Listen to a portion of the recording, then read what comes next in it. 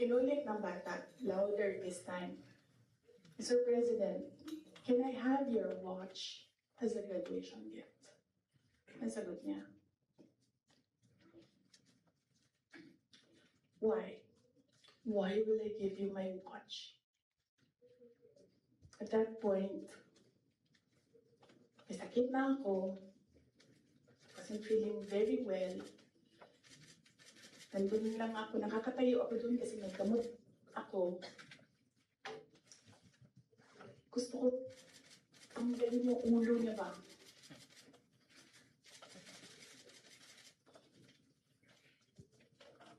I realized toxic na yung relationship.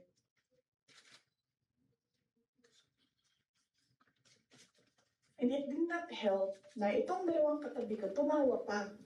Pinagtawanan pa nila yung bata. And I saw the humiliation sa face ng bata. I wanted to help him. Gusto ko sabihin sa kanya, itong relo ko na lang, relo ito ng Vice President, ito relo ng Presidente, pero I hope this will do. And then I realized na baka mas lalong mapahiya yung bata if I do that. So I just imagined myself cutting his head.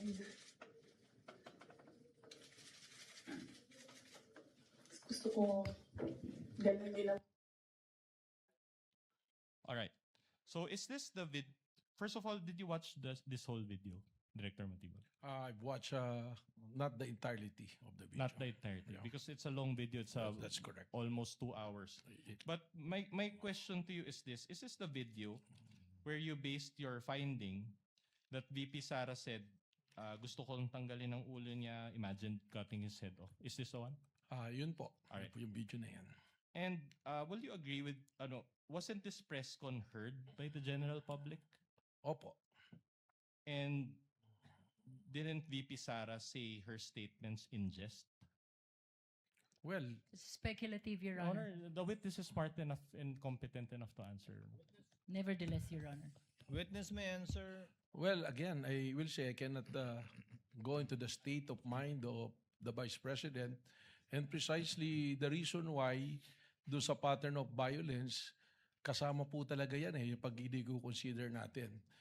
I understand her disgust doon sa nangyari, but probably pag pinagsama-sama po yung aming pong investigasyon, mga aming napanood, kasama po yan, doon po namin na-establish yung isa doon sa 5 factors na pattern of Yeah, violence. I understand what you're saying, but my question to you is, didn't you take VP Sara's statement out of context?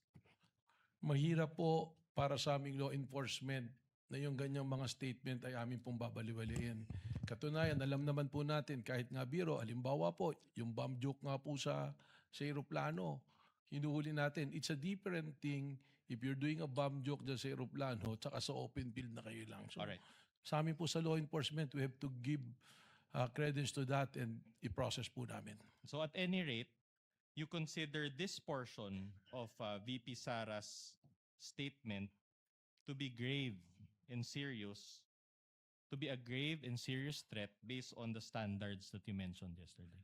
Hindi po yun ang sinabi ko. Ang sinabi ko po, kasama siya doon sa i-consider na marami pong factors para ma-establish po ang pattern of violence. Isn't that kind of a stretch? It's argumentative, Your Honor.